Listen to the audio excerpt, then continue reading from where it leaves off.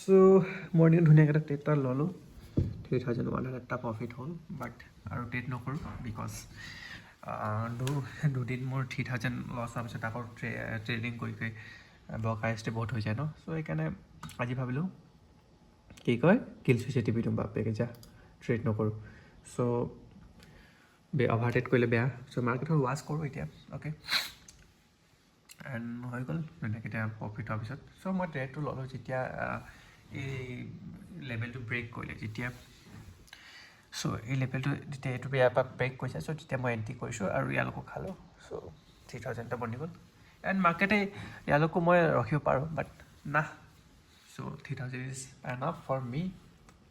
as now and মাৰ্কেটখন মুভমেণ্টটো বুজিবলৈ চেষ্টা কৰিব লাগে চ' তেতিয়া ভাল অ'কে কাৰণ আমি ট্ৰেডাৰ চ' উই ন' যোনে ট্ৰেড কৰিছে বা ট্ৰেডিঙত আছে তেওঁলোকে বুজে ন চ' এতিয়া বহুতে ভাবে you have family support no' boss no' body support U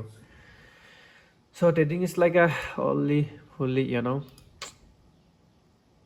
depend কৰিব নিজৰ ওপৰতে চ' কোনো ফ্ৰেণ্ডছ আপোনাক ছাপৰ্ট নকৰিব কোনো ফেমিলি ছাপৰ্ট নকৰিব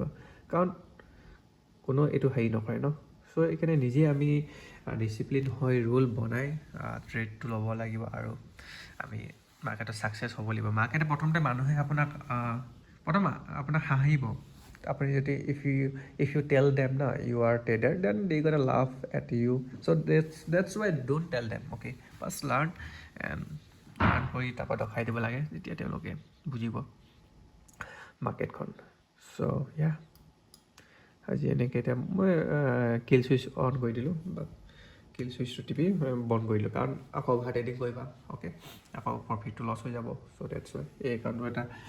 ইয়াত নাই কৰা মই ঠিক ইয়াত চাব পজিশ্যন ন' পজিশ্যন জাষ্ট অনলি হিয়াৰ জাষ্ট ইয়াত হ'ল এইটো 60টা কোৱাণ্টিটি অ'কে ইয়াতে এইটো ল'লোঁ 4টা লটত 3000 it is really enough good money so' মই 50 পইণ্টছ মানে খালোঁ 50 পইণ্ট অ'কে 50 পইণ্টছ চ' ধুনীয়াকৈ 3000 এটা চ' দিনটো হাজিৰা কৰি যদি 500 300 এটা চৰকাৰী চাকৰি মানে দৰমহা so' really it is good for me okay অলপ ওলাই যাওঁ ডিপু যাব আছে हम लोग मदर हम लोग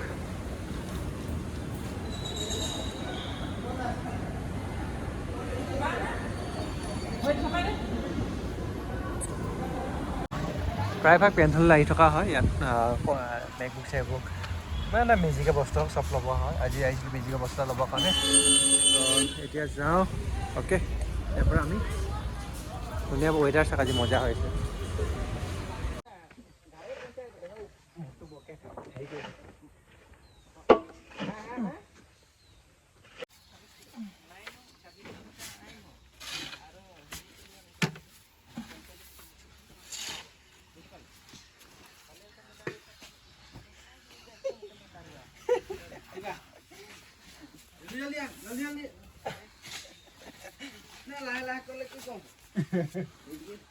মালিক পৰা ডাগাই যায় মানে